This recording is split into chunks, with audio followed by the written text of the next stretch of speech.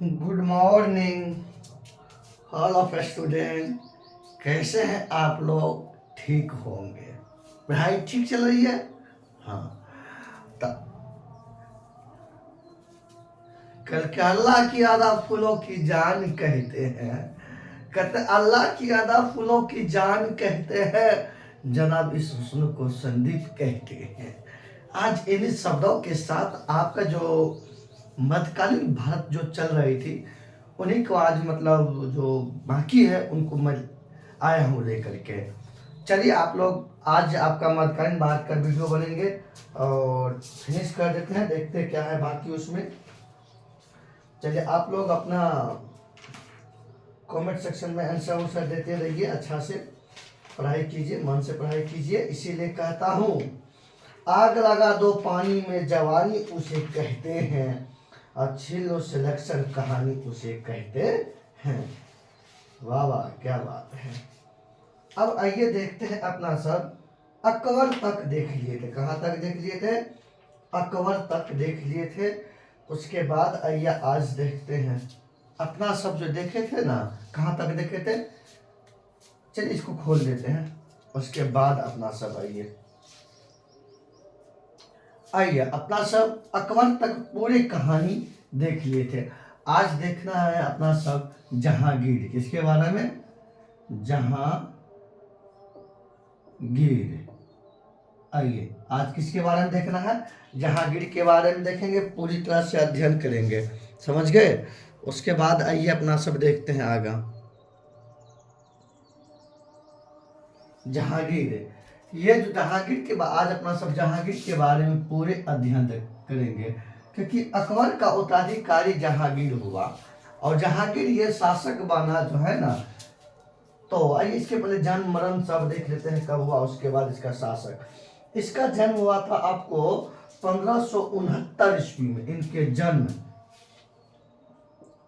जन्म हुआ था 1569 ईस्वी में। बचपन का प्यार मुझे भूल नहीं जाना रे, मतलब बचपन का नाम इसका सलीम है। बचपन का नाम क्या है इसका?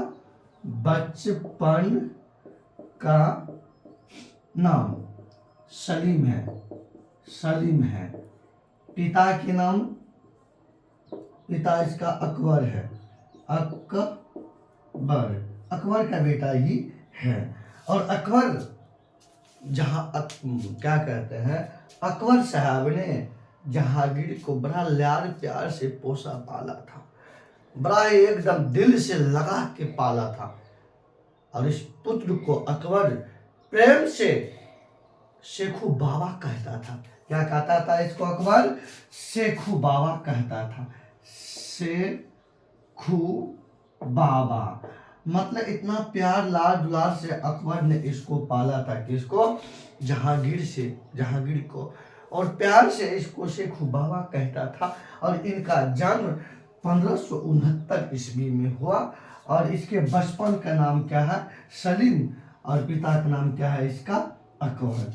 वैसे अकबर साहब का मृत्यु हो गए थे 1605 ईस्वी में। 1605 ईस्वी में अकबर साहब की मृत्यु हो गई। किसका मृत्यु? तो इसके मृत्यु हो गई, किसका? अकबर। तब जाकर को उत्तराधिकारी बना कौन? जहांगीर। तो जहांगीर शासक बना 1605 ईस्वी में। जहांगीर जो है ना, शासक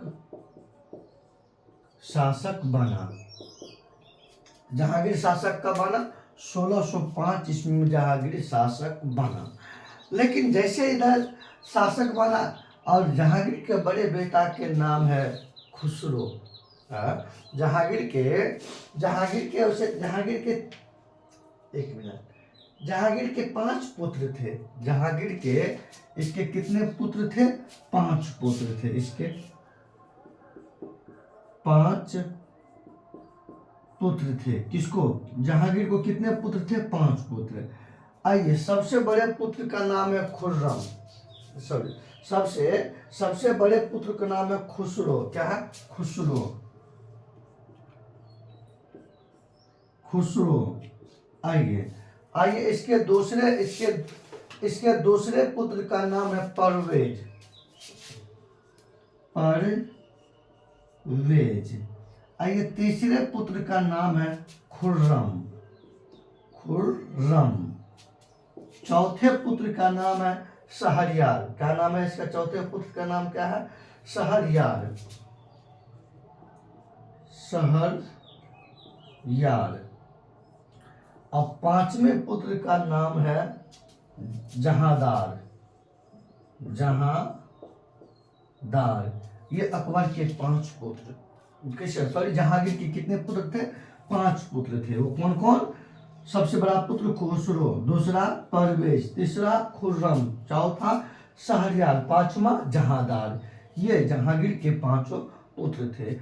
जब जहांगीर 1605 ईस्वी में शासक बना तो इसके बड़े पुत्र खुसरो ने अपने बाप पर हमला कर दिया। किस पे हमला कर दिया? जहांगीर पर हमला कर दिया। और जहांगीर और खुसरो मतलब बड़े पुत्र के बीच में युद्ध छिड़ गया। बाप बेटा के बीच में घमासान युद्ध हुआ।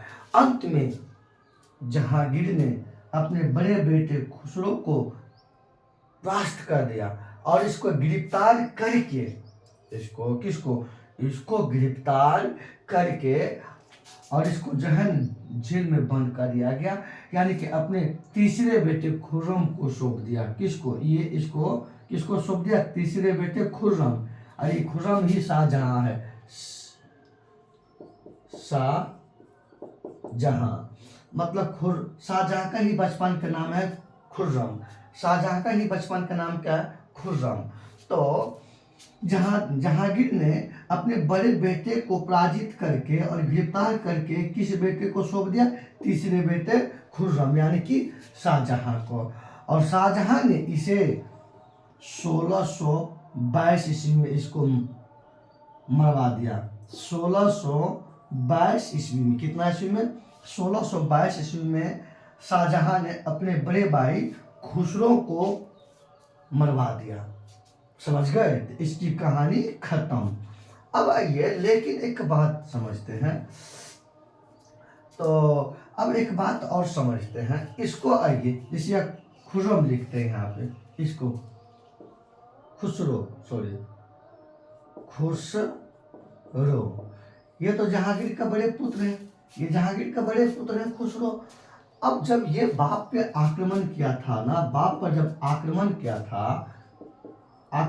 किया था तो इसको आक्रमण करने के लिए आशीर्वाद दिया था सिख धर्म के 5वें गुरु अर्जुन देव से गया था ये आशीर्वाद लेने के लिए। सिख धर्म के 5वें गुरु अर्जुन देव ये जो है ना, ये सिख धर्म के जो है ना, सिख धर्म के जो है ना, ये 5वें गुरु थे। कौन? अर्जुन देव। और इसी ने आशीर्वाद दिया था खुसरो को कि जाओ तो अपने बाप पे हमला करो और तुम सफल रहोगे। लेकिन सफल तो ये हुआ नहीं, ये हार गया। तब जहांगीर को बड़ा बुरा लगा। का बुलाओ उस सिख धर्म के 5वें गुरु अर्जुन देव को। इसकी ये मजाल कि हमारे विरोध हमारे बेटे को आशीर्वाद दिया कि जब बाप पे हमला करो, बाप तुम्हारा पराजित तो होगा। इसे लेकर के जहांगीर को बुरा लगा। ये तो मरबे किया और जहांगीर इसको फांसी दे दिया। तो वेरी इंपॉर्टेंट क्वेश्चन मेरे बच्चों। क्वेश्चन कैसे पूछेंगे? सिख धर्म के 5वें गुरु अर्जुन देव को फांसी किसने दिया था? तो जहांगीर ने। जहांगीर इसलिए फांसी दिया कि जो है ना, ये मतलब खुसरो को आशीर्वाद दिया था क्योंकि जाइए जहांगीर पर आक्रमण कीजिए और ये हारेंगे। इसी लेकर के जहांगीर ने इसको फांसी दिया। अब आइए, ये अगर ये बात स्क्रीनशॉट लेना है तो लीजिए, अगर नहीं लेना है तो कोई बात नहीं, आगे चलते हैं। एक समस्या था आप लोग के साथ में, ये बोर्ड जो झिलमिल करते रहता था वो समस्या समाधान हो गया। अब उस प्रकार की समस्या आपके नहीं होंगे देखने के लिए और आप आराम से वीडियो देख लेते थे। हम भी बहुत परेशान थे कि ये कैसे समस्या समाधान होगा। तो ये लाइट की प्रॉब्लम था, समझ गए ना, इसी लेके झिलमिल करते रहता था। अंत में वो समस्या का आज समाधान हम कर दिए। तो चलिए आगे देखते हैं, अपना सब कहानी सुनिए।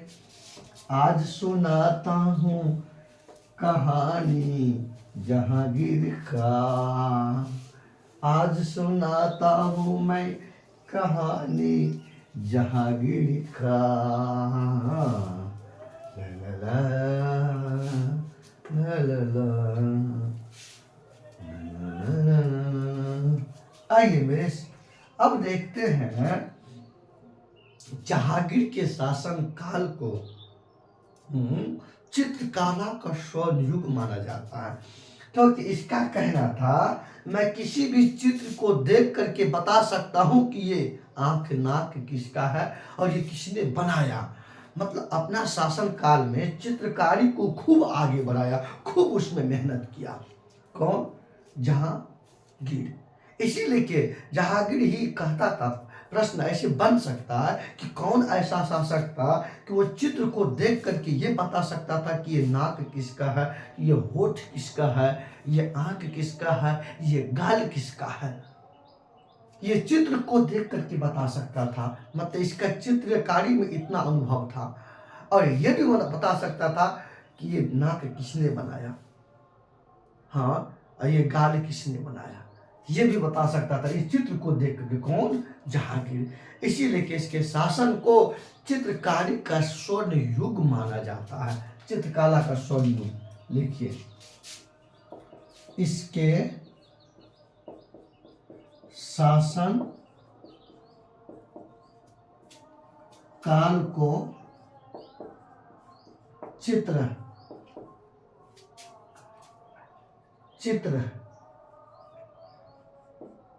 कला का स्वर्ण युग माना जाता है। समझ गए ना? इसके शासन काल को, मतलब इसके शासन काल को जो है ना चित्रकला का स्वर्ण युग माना जाता है। किसके शासन काल को? जहांगीर के शासन काल को। और जहांगीर को न्याय के जंजीर के लिए याद किया जाता है। न्याय के जंजीर के लिए जहांगीर को याद किया जाता है क्योंकि ये जो है ना, ये यमुना नदी के तट पर आगरा के पास में जो है ना न्याय का जंजीर लगाया हुआ था। जैसे जैसे मतलब, और उसमें जैसे जैसे ये कोई भवन है, हा? ये कोई भवन है। इस भवन में मतलब एक ओर से दरवाजा खोल दिया था और इस प्रकार से सोना का जो है ना, सोना का सिक्कर लगवाया था। किसका सिक्कर लगवाया था? सोना का सिक्कर लगवाया हुआ था। और इसमें जो है एक बहुत बड़ा सा घंटी लटका हुआ था। इसमें बहुत बड़ा सा जो है ना घंटी लगा हुआ रहता था। किसमें? इसमें। तो जिस जनता को न्याय चाहिए कि ये जो है आगरा में जो है यमुना नदी के तट पर न्याय का जंजीर, इसको बोला था न्याय का जंजीर। जंजीर मतलब कड़ी। न्याय का जंजीर के लिए जहांगीर को याद किया जाता है। समझ गए ना? तो ये इस प्रकार से ये कोई भवन है, इस प्रकार ये भवन है, ठीक। इस भवन में एक और से बहुत बड़ा घंटी लगाया हुआ था और यहाँ पे सोना का जंजीर दोनों लगाया हुआ था। और जिस जनता को न्याय चाहिए वो जनता इसमें जाकर के घंटी को बजाता था। तो जहांगीर इस भवन में उपस्थित होकर के उनके साथ जो सही गलत का न्याय था वो न्याय कर रहा था। इसी लेकर के जहांगीर को जो है ना न्याय का जंजीर के लिए जहांगीर को याद किया जाता है। ये लाइन इस तरह से लिखिएगा, ये बड़ा बहुत महत्वपूर्ण है। और ये जंजीर सोना का बना हुआ था। किसका बना हुआ था? सोना का बना हुआ था। तो एक क्वेश्चन आप लोगों को मैं पिछले वीडियो में बताया था, शुद्ध सोना कितना कैरेट के होता है? शुद्ध सोना कितना कैरेट का होता है, पहला प्रश्न। दूसरा प्रश्न, बेवकूफ सोना किसे माना जाता है? बेवकूफ, बेवकूफ, बेवकूफ, बेवकूफ सोना किसे माना जाता है? बेवकूफ सोना किसे माना जाता है? और शुद्ध सोना कितने कैरेट का होता है? ये दो क्वेश्चन आपके लिए, आप कमेंट सेक्शन में आंसर दीजिएगा कि शुद्ध सोना कितने कैरेट का होता है और बेवकूफ सोना किसे माना जाता है। तीसरा, सफेद सोना किसे माना जाता है? सफेद सोना किसे माना जाता है? आज प्रश्न सोना ही सोना। मेरे बच्चों स्क्रीनशॉट लीजिए, आप लिख भी लीजिएगा और हमारे कमेंट में आंसर भी दीजिएगा। और आज बताइएगा कि आज मेरा बोर्ड नहीं चमकता होगा। इस प्रकार के झिलमिल समस्या समाधान हो गया कि शुद्ध सोना कितना कैरेट का होता है, और बताइए बेवकूफ सोना किसे माना जाता है और सफेद सोना किसे माना जाता है। समझ गए? तो चलिए इस प्रकार से आप इसके शॉट लीजिए और फिर इसमें आगे चलता हूँ। अब जानते हैं न्याय के जंजीर के लिए किसे याद किया जाता है?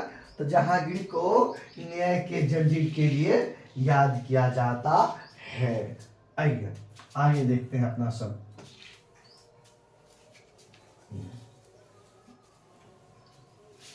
आइए, चित्रकला का स्वर्णयुग किसके शासन काल को माना जाता है? जहांगीर के काल को चित्रकला का स्वर्ण युग माना जाता है, स्वर्ण अवसर माना जाता है। उसके बाद अब आइए देखते हैं, जहांगीर के समय में ही अंग्रेज राजदूत कैप्टन हॉकिंस आया था 1608 ईस्वी में। जहांगीर के दरबार में आने वाला प्रथम अंग्रेज कैप्टन हॉकिंस था और दूसरा अंग्रेज सर थॉमस राव था जो 1615 ईस्वी में आया था। लिखिए, इसके दरबार में आने वाला प्रथम अंग्रेज राजदूत कैप्टन हॉकिंस था। कैप्टन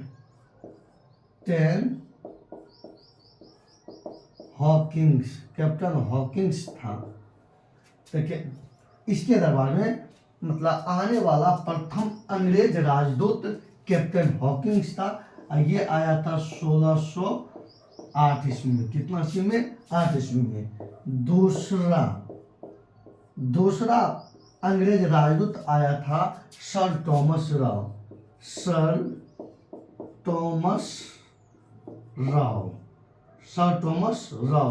मतलब ये आया था 1615 ईस्वी में। कौन? Sir Thomas Rao. कि इसके दरबार में आने वाला प्रथम अंग्रेज राजदूत कौन था? Captain Hawkins. कितना ईस्वी में आया था? 1608 ईस्वी में। और ये भारत के साथ व्यापार करने के लिए आज्ञा प्राप्त करने में असफल रहा। कौन? जो है ना, कैप्टन हॉकिंस। हाँ, भारत के साथ व्यापार करने के लिए आज्ञा प्राप्त करने में जो है ना सर थॉमस राव सफल रहा। और ये आज्ञा किसने दिया था? जहांगीर ने दिया था। किसने दिया था? जहांगीर ने दिया था। प्रश्न पूछेंगे कि जहांगीर से कौन सा अंग्रेज राजदूत जो है भारत के साथ व्यापार करने के लिए जो है आज्ञा प्राप्त करने में सफल रहा? तो सर थॉमस राव। ये भारत कब आया था? 1615 ईस्वी में। और ये कब आया था? 1618 ईस्वी में। उसके बाद अब आइए देखते हैं अपना सब एक अगली कहानी देखते हैं। और इसकी जो है ना, और इसकी आत्मकथा, जहांगीर की जो है ना, इसकी आत्मकथा। तो इसके आत्मकथा का नाम है किसका? जहांगीर के आत्मकथा का नाम है क्या? देखिए, तुजुक ए जहांगीरी। तुजुक तुजुक ए जहांगीरी, ये जो है ना, ये तुजुक ए जहांगीरी, ये जो है ना, ये जहांगीर की आत्मकथा है। तो शुरू किया लिखना जहांगीर ही, लेकिन इसको पूरा किया मोतबिंद खां ने। आइए, इसका मतलब, इसका लिखने का शुरुआत किया था किसने? मतलब शुरू किया था किसने? शुरुआत, लिखने की शुरुआत, लिखने की शुरुआत किया था जहांगीर, लेकिन पूरा किया लिखने का काम, लिखने का काम पूरा किया, लिखने का काम पूरा, लिखने का काम पूरा किया कौन? मोतबिंद खां ने। कौन? तो मोतबिंद खां, मोतबिंद खां। तो लिखने का काम पूरा किसने किया? मोतबिंद खां ने। ऐसे क्वेश्चन पूछेंगे कि जहांगीर की आत्मकथा का नाम क्या है? तुजुक ए जहांगीरी। जो लिखने की शुरुआत किसने किया था? जहांगीर ने। और इसको लिखने का काम को पूरा किसने किया था? मोतबिंद खां ने। इस प्रकार से मेरे प्यारे बच्चों प्रश्न पूछे जाते हैं, एग्जाम में प्रश्न बनते हैं, इसलिए कि आप भी इसी तरह से लिखते चलिए। कि मैं दोबारा लिखूंगा नहीं, इसी साथ लिखते जा रहा हूँ। चलिए स्क्रीनशॉट लीजिए, फिर मैं आगे चलूंगा। आप लोग स्क्रीनशॉट ले लिए होंगे, अब फिर मैं आगे चलता हूँ। आइए, आराम आराम से पढ़िए, कोई धड़पड़ी नहीं है, आराम से लिखिए। मैं लिखने का मौका भी दे रहा हूँ आप लोग को, ताकि किसी प्रकार की कोई परेशानी ना हो, और मैं जो स्क्रीनशॉट लेने के लिए भी दे रहा हूँ। आइए आगे मेरे प्यारे बच्चों देखते हैं। अब आगे देखते हैं अपना सब कि एक कहानी सुनते हैं। एक है नूरजहां। नूरजहां का कहानी सुनिए, इसके जीवन में क्या काम किया।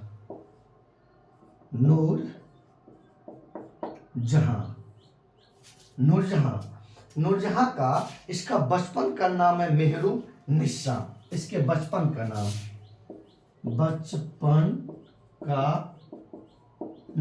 मेहरू निस्सा।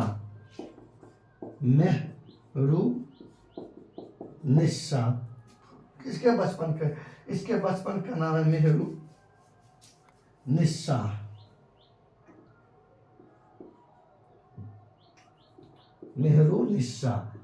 इसके बचपन का नाम, और इसके पहला पति अली कुली बेग। और ये ईरान के निवासी थे। कहाँ के? ईरान के निवासी थी। कौन? ये नूरजहां। उस समय भारत का सीमा, जब पाकिस्तान अलग नहीं हुआ था तो ईरान तक सीमा था भारत का, समझ गए ना। अब जो पाकिस्तान अलग हो गए तब तो पाकिस्तान के साथ ईरान की सीमा है। तो ध्यान दीजिए मेरे प्यारे बच्चों कि नूरजहां ये ईरान के निवासी थी, ठीक। और इसके बचपन का नाम मेहरू निस्सा। इसका पहला पति अली कुली बेग। और ये अली कुली बेग जो है ना, ये जहांगीर के दरबार में नौकरी करता था। किसके दरबार में? जहांगीर के दरबार में ये नौकरी करता था। और ये इतना तेज व्यक्ति था, एक तलवार से एक वार में एक शेर को मार डाला। कौन? अली कुली बेग। एक तलवार में एक ही वार से एक शेर को मार दिया। और इस बहादुरी से प्रसन्न होकर जहांगीर इसे शेर अफगान का उपाधि दिया। कौन सा? शेर अफगान का उपाधि दिया। इसे शेर अफगान की उपाधि दिया। इसे कौन सा उपाधि दिया? शेर अफगान का जो है ना, शेर अफगान का उपाधि जहांगीर ने दिया था। क्यों दिया था? क्योंकि एक तलवार से एक शेर को बहादुरी से मार दिया था, इसीलिए दिया था इसको। किसको? अली कुली बेग को। तो प्रश्न पूछेंगे अली कुली बेग को शेर अफगान को उपाधि किसने दिया था? जहांगीर ने। क्यों? क्योंकि एक तलवार से एक ही बार में एक शेर को मार डाला, इसीलिए लिख दिया। लेकिन इस अली कुली बेग या मतलब शेर अफगान की इसकी मृत्यु हो जाती है आपको 1607 ईस्वी में। कितना ईस्वी में? 1607 ईस्वी में इसकी मृत्यु हो जाती है। लेकिन नूरजहां और अली कुली बेग इस दोनों से एक पुत्री का जन्म हुआ। इस दोनों के एक पुत्री भी है जिसका नाम है लाडली बेगम। इस दोनों की पुत्री देखिए, पुत्री है लाडली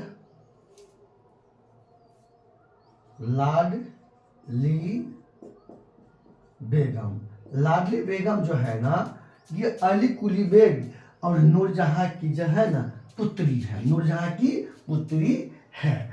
और देखिए इसका विवाह जो है ना, इसका विवाह लाडली बेगम का विवाह जो है ना जहांगीर के चौथे पुत्र शहरयार से हुआ।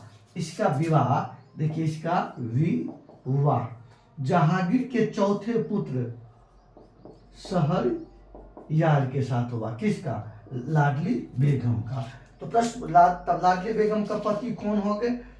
शहरयार। किसका ये बेटा है? जहांगीर का। ये जहांगीर का कौन सा बेटा है? ये चौथा बेटा है जहांगीर का। कौन? शहरयार। तो अब आइए, अब ये दोनों क्या हो गया? समय संधिल हो गया। अरे हुआ कि नहीं हुआ?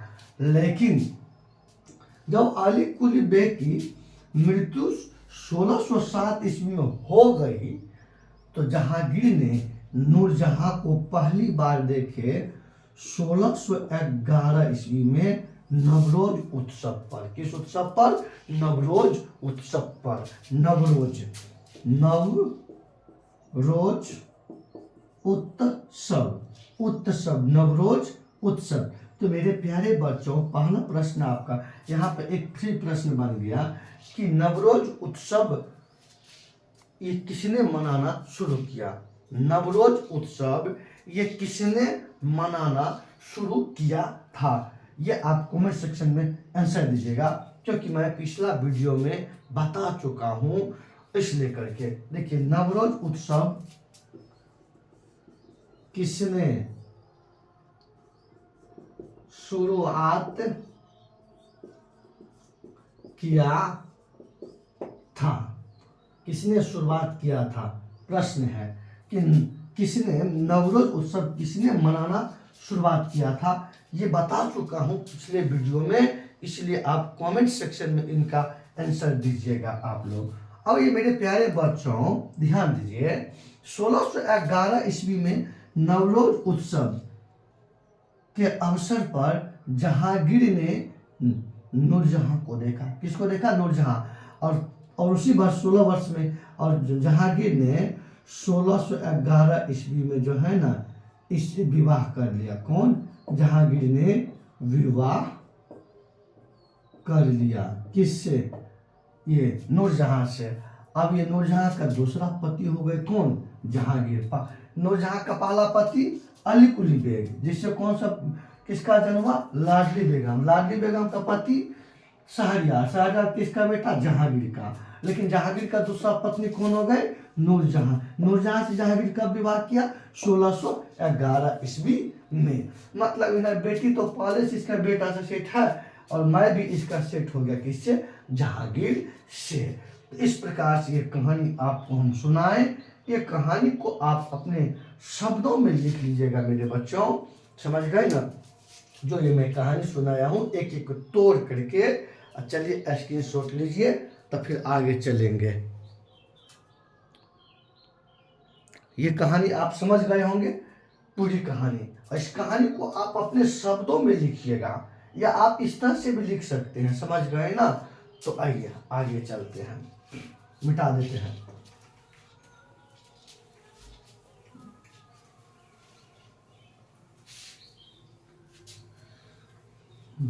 जिंदगी का सफर ये कैसा सफर कोई जाना नहीं, कोई समझा नहीं। आइए आप मेरे प्यारे बच्चों अब आगे चलते हैं, अपना सब आगे की कहानी देखते हैं। अब ये देखते हैं आगे की कहानी, अपना सब देखते हैं। अब नूरजहां देख रहे हैं, नूरजहां, नूरजहां। आइए, इनकी मां का नाम है अस्मत बेगम, अस्मत बेगम। अस्मत बेगम ये इनकी माँ है। किसकी माँ है? ये नूरजहां की माँ है। और ये अस्मत बेगम ने ही गुलाब के फूल से इत्र यानी कि सुगंध निकालने की विधि खोजी थी। अब ध्यान दीजिए, प्रश्न बनते हैं, प्रश्न पूछे जाते हैं कि गुलाब के फूल से इत्र निकालने की विधि किसने खोजी? तो अस्मत बेगम ने। देखिए इसने, देखिएगा, इसने गुलाब के फूल से, गुलाब के फूल से इत्र, इत्र, इत्र निकालने की विधि खोजी, इत्र निकालने की विधि खोजी, खोजी थी। कौन? अस्मत बेगम ने। इत्र, इत्र मतलब होता है सुगंध। इत्र मतलब क्या होता है? सुगंध। सुगंध मतलब इत्र मतलब क्या होता है? सुगंध की। चलिए स्क्रीनशॉट लीजिए, 1 मिनट।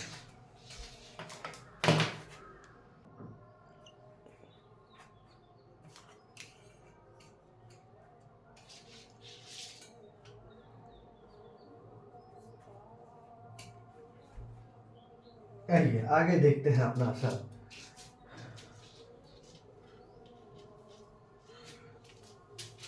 राम आएंगे तो अंगूना सजाऊंगा, दीप जला के दिवाली में मनाऊंगा।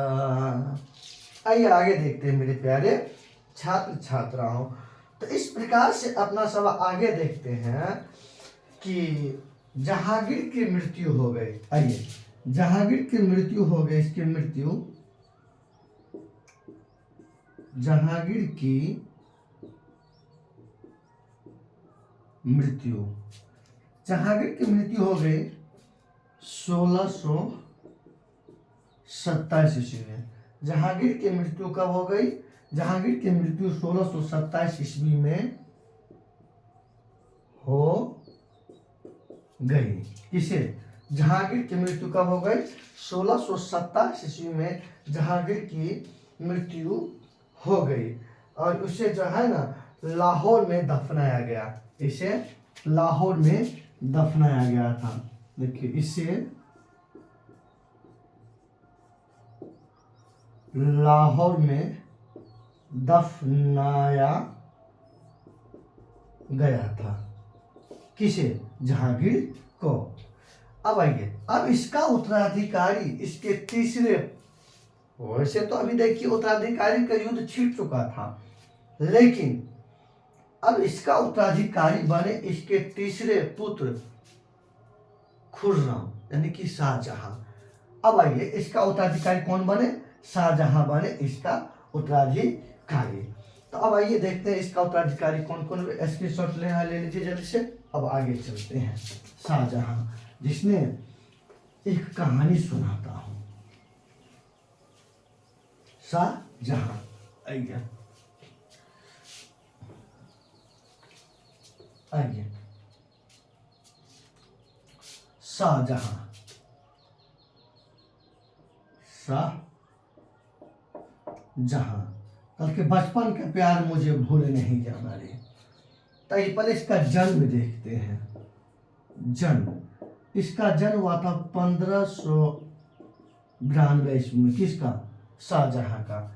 आइए, बचपन का नाम, बचपन का नाम। तो इसके बचपन, इसके किसके? इसके बचपन का नाम है किसके? इसके। किसके? इसके बचपन का नाम है खुर्रम। आइए पिता जहांगीर,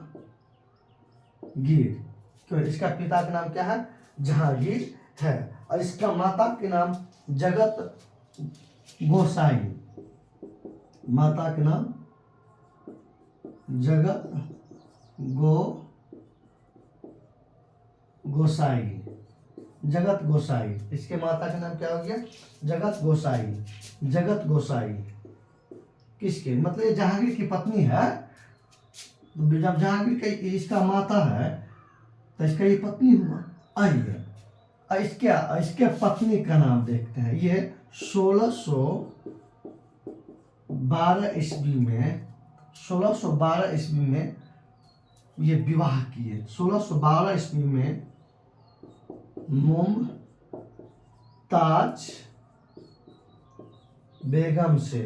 मुमताज बेगम से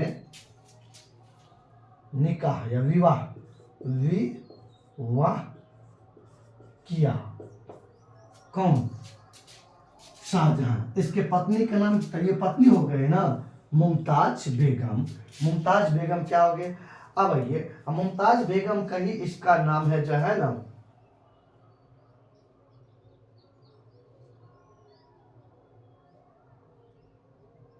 इसका बचपन का नाम, इसका मुमताज बेगम का, इसका बचपन का नाम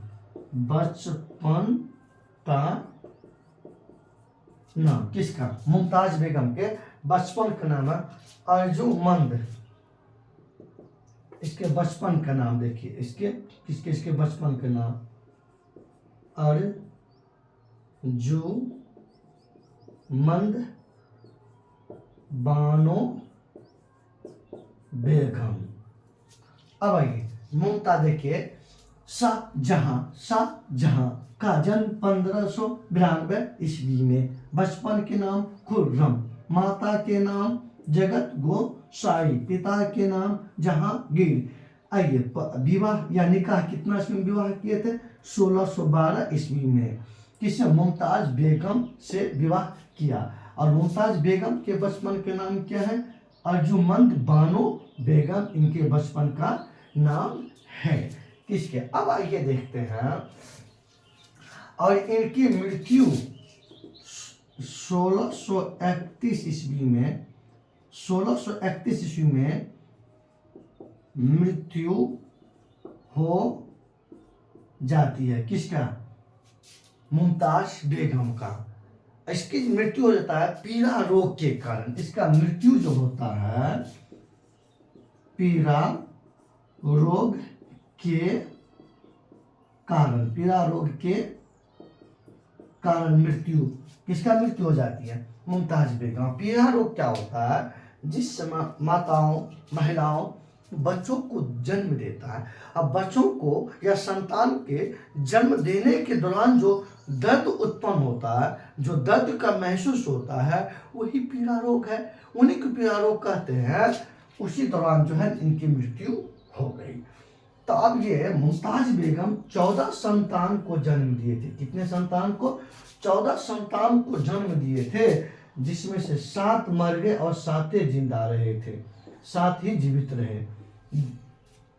तो मुमताज बेगम जो है 14 संतान को जन्म दिए थे, 14 संतान को जन्म दिए थे, जिसमें 7 मर गए और 7 जिंदा रहे। समझ गए? तो पीड़ा रोग के कारण मुमताज बेगम की मृत्यु हो गई 1631 ईस्वी में। जबकि 1612 ईस्वी में तो विवाह ही किया था मुमताज बेगम के साथ। और मुमताज बेगम के बचपन के नाम क्या? अर्जुमंद बानो बेगम। और 1631 ईस्वी में इनकी मृत्यु हो गई। तो शाहजहां अपने बीवी के याद में इनके कब्र के ऊपर एक स्मारक बनाया, जिसका नाम रखा ताजमहल। तो अब इसी पे एक मुझे कहानी याद आ गया।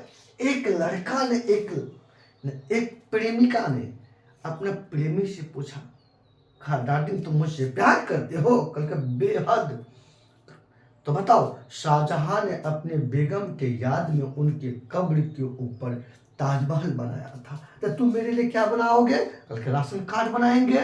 जोरे मतलब मरने के बावजूद भी फुर्सत नहीं देगा, ताजा उठाएगा उसके राशन कार्ड से। तो आइए, तो शाहजहां अपने बेगम की याद में मुमताज के कब्र के ऊपर आगरा में एक स्मारक बनाया जिसका नाम रखा ताज महल। चलिए पहले इसका स्क्रीनशॉट लीजिए, उसके बाद आगे चलते हैं अपना सब। इसका स्क्रीनशॉट ले लीजिए। तो इस प्रकार से आप लिखते चलिएगा, समझ गए, इसीलिए मैं सीक्वेंस पे लिख रहा हूँ। आइए, अब स्क्रीनशॉट ले लिए होंगे, तो आइए आगे चलते हैं अपना सब।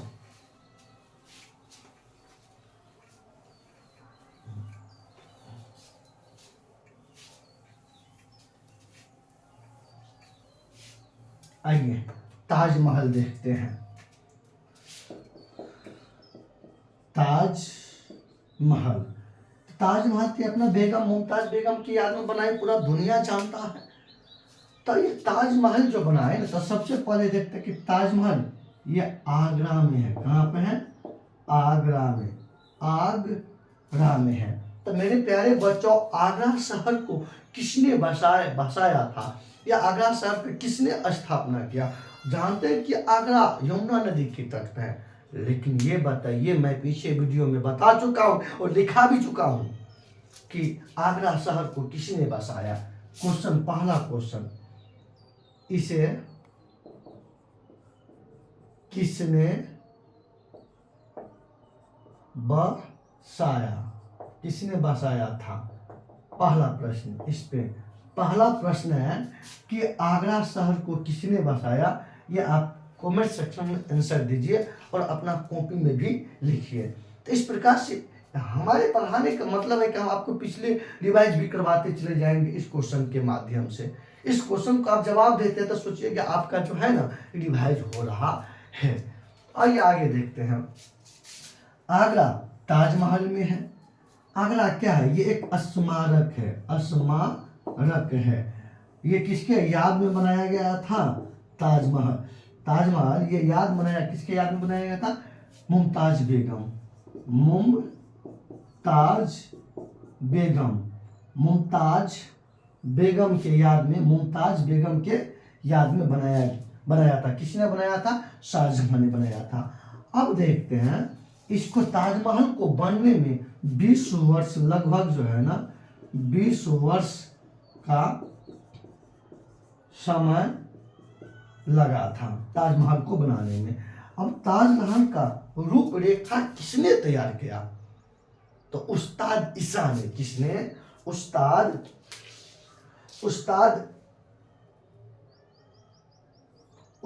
ईसा जो है ताजमहल का रूपरेखा तैयार किया। उस्ताद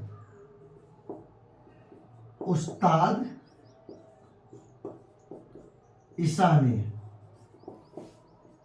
ताज महल का रूप रेखा तैयार किया था। ये तो स्ट्रक्चर, ये डिजाइन, हाँ मान लेते ये कोई घर है, ये कोई मकबरा है, मान लेते ये मकबरा है, इसमें प्रवेश करने का है। ये आइए, ये मकबरा है, ये मकबरा है, समझ गए ना? मान लेते इस प्रकार के ये मकबरा है, समझ गए? ये जो है इसको बनाने का काम किया, इसको मतलब इसका रूप, इसका डिजाइन, इस प्रकार का डिजाइन मतलब तैयार किया था। किसने किया था तैयार? उस्ताद ईसा ने ताजमहल का डिजाइन, रूपरेखा, संरचना तैयार किया। लेकिन इस ताजमहल का मुख्य कलाकार जिसने बना के तैयार किया, उस्ताद अहमद लाहौरी। उस्ताद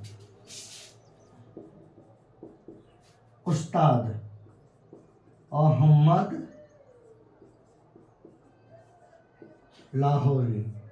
उस्ताद अहमद लाहौरी ताजमहल का मुख्य कलाकार है। उस्ताद अहमद लाहौरी ताजमहल का मुख्य कलाकार है। मुख्य कलाकारी है, मुख्य कलाकार है कौन? उस्ताद अहमद लाहौरी। मतलब इसने बनाकर तैयार किया, रूपरेखा उस्ताद ईसा ने तैयार किया। आइए, ताजमहल आगरा में है, ये एक स्मारक है। हाँ, ये या ताज मुमताज बेगम की याद में बनाया गया। इसको बनने में 20 साल का समय लगा था, 20 वर्ष का समय लगा था। उस्ताद ईसा ताजमहल का रूपरेखा डिजाइन तैयार किया और उस्ताद अहमद लाहौरी ताजमहल का मुख्य कलाकार है, मतलब इसने ताजमहल को बना करके तैयार किया। थोड़ा सा इसमें इंक खत्म हो गया, मैं इंक थोड़ा सा डाल देता हूँ। जब से तुमको देखा है,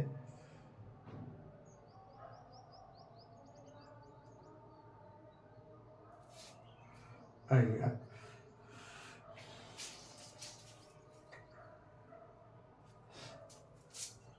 अब आइए यहाँ पे एक और बात समझते हैं अपना सब। आइए आइए, अब जो है ताजमहल के ऊपर जो है ना, ताजमहल के ऊपर व्हाइट या उजला संगमरमर लगाया गया है और वो संगमरमर राजस्थान के मकराना जिला से लाया है। कहाँ से? मकराना। ताजमहल के ऊपर कौन सा संगमरमर लगा हुआ है? तो व्हाइट मतलब उजला संगमरमर लगा हुआ है और ये संगमरमर कहाँ से? राजस्थान के मकराना जिला से लाया गया था। लिखिए, इसके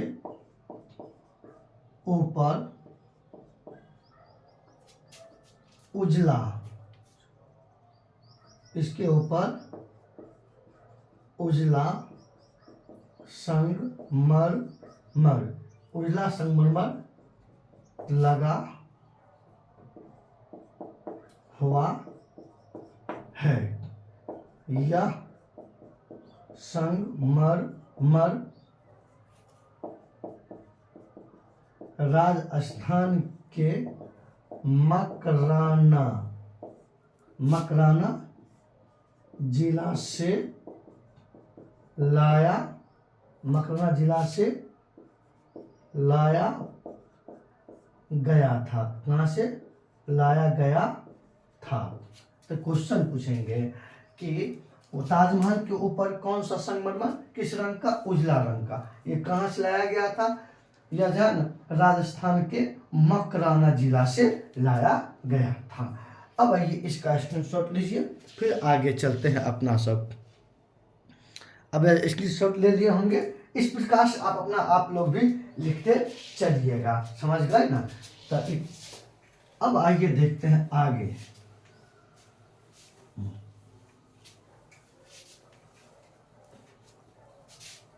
आइए एक बात, अब देखते हैं मयूर सिंहासन। मयूर सिंहासन, मयूर सिंहासन, मयूर सिंहासन, इसी का नाम है तख्ते ताउस। तख्ते ताउस इसका दूसरा नाम है तख्ते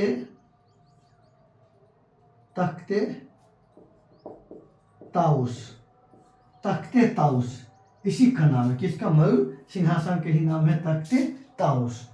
ये एक प्रकार का कुर्सी है, चेयर है बैठने वाला, और हीरा और मोती का बनाया था। किसने? शाहजहां ने बनाया था।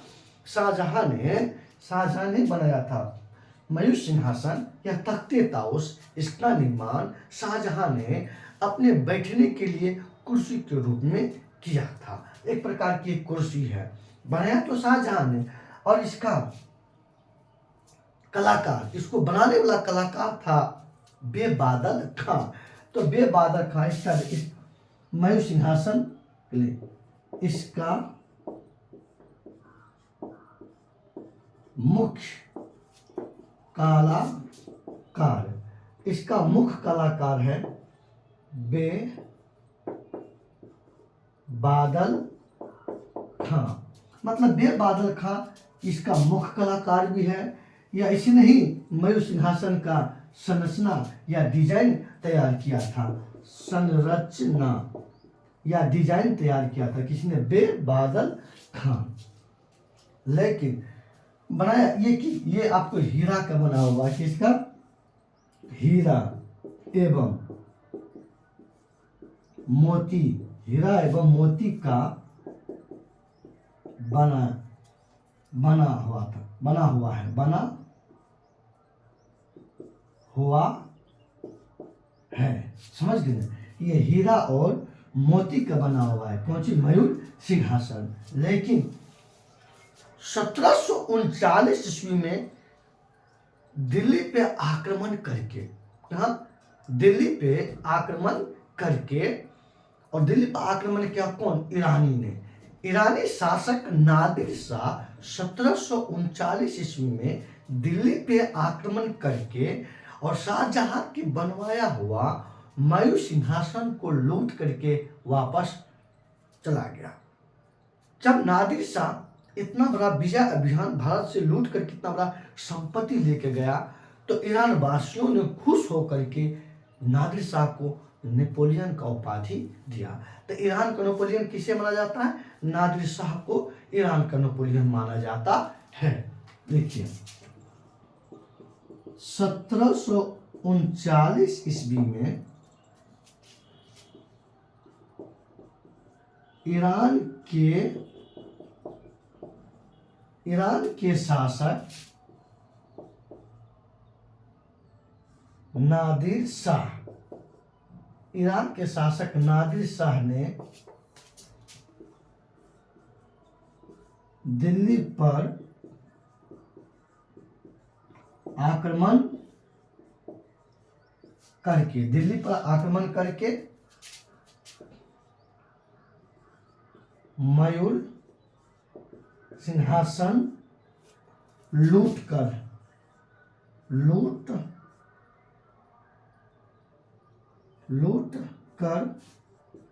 वापस लौट गया और इसे ईरान का नेपोलियन माना जाता है। इसे ईरान का नेपोलियन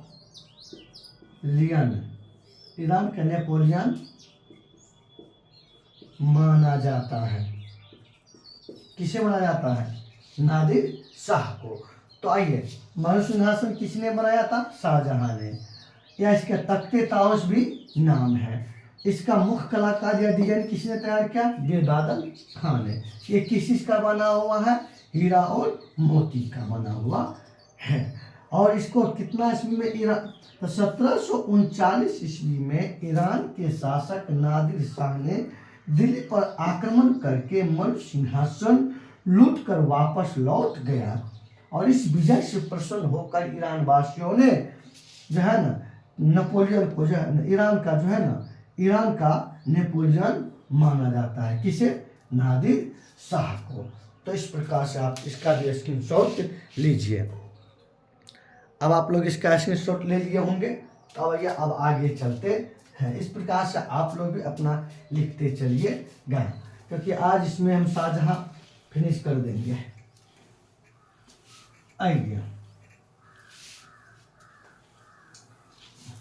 और शाहजहां के शासन काल को स्थापत्य कला का स्वर्ण युग माना जाता है। किस कला का? स्थापत्य कला का स्वर्ण युग माना जाता है। स्वर्ण युग माना जाता है। अब आइए आगे देखते हैं। इसने जो है दिल्ली का लाल किला, दिल्ली का लाल किला किसने? दिल्ली का, आइए,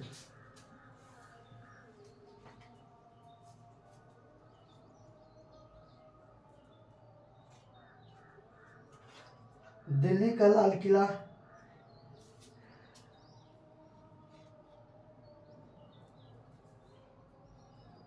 लाहौर का किला,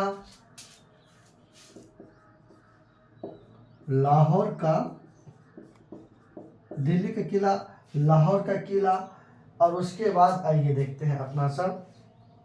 दिल्ली का लाहौर का किला, दिल्ली का जामा मस्जिद, दिल्ली का जामा मस्जिद, दिल्ली का जामा मस्जिद, दिल्ली का जामा मस्जिद, दीवाने खास, दीवाने खास, दीवाने खास, और उसके बाद दीवाने आम, दीवाने आम, ताजमहल, ताजमहल, और मयूर सिंहासन, मयूर सिंहासन, इन सब का निर्माण शाहजहां ने, इन देखिए सभी का निर्माण शाहजहां ने किया था। शाहजहां ने, सभी का निर्माण किसने किया था? शाहजहां ने। इसीलिए शाहजहां के शासन काल को स्थापत्य कला का स्वर्णयुग माना जाता है। लिख लीजिए, शाहजहां के शासन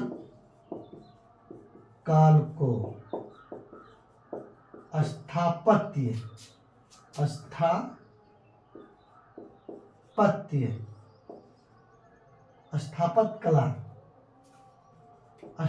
कला का स्वर्ण युग माना जाता है, स्वरयुग माना जाता है। दिल्ली का लाल किला, लाहौर का किला, दिल्ली का जामा मस्जिद, दीवाने खास, दीवाने आम, ताजमहल, मयूर सिंहासन, इन सभी का निर्माण शाहजहां ने किया। आइए, इसीलिए शाहजहां के शासन काल को स्थापत्य कला का स्वर्णयुग माना जाता है। मेरे प्यारे बच्चों, ये लीजिए स्क्रीनशॉट, फिर आगे चलते हैं, अपना सब आगे की कहानी सुनते हैं। स्क्रीनशॉट ले लिए होंगे, ये सब लिखिएगा। आइए,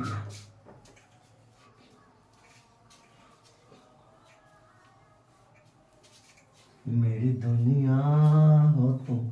अब हुआ क्या, एक 1657 ईस्वी में यह अफवाह फैल गया कि शाहजहां की मृत्यु होने वाला है। शाहजहां भारी बीमार पड़ गए, कई रोगों से ग्रसित हो गए, यह अफवाह फैल गया।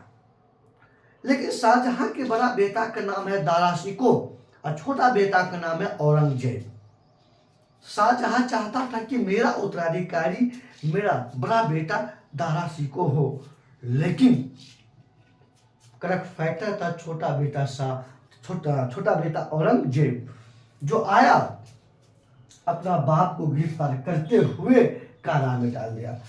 जैसे औरंगजेब आया, क्या औरंगजेब, इसके बड़े पुत्र, बड़े पुत्र दारा शिकोह, इसके बड़े पुत्र हैं दारा शिकोह, प्रख्यात विद्वान, भागवत गीता, उपनिषद, रामायण, महाभारत, इन सब का ये फारसी में अनुवाद किया, सबका अध्ययन किया। कौन? ये दारा शिकोह, ये प्रख्यात विद्वान था। समझ गए? आइए, इसके छोटे पुत्र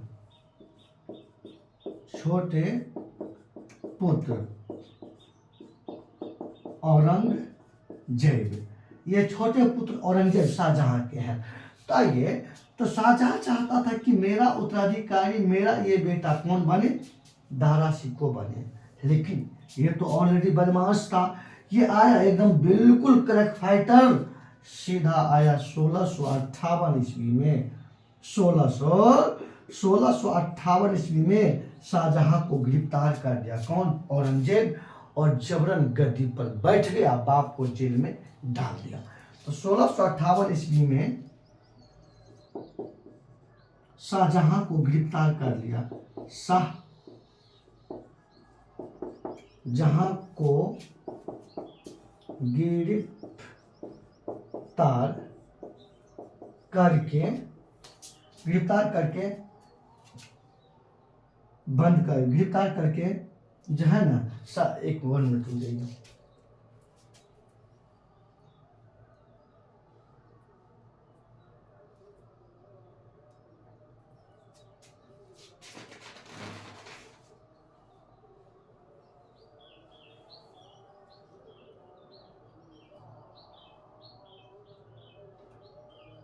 और जो है इसके 1658 ईस्वी में 1658 ईस्वी में शाहजहां को गिरफ्तार करके करके और इसे जो है ना आगरा के किला में बंद कर दिया। कहाँ इसको बंद कर दिया गया?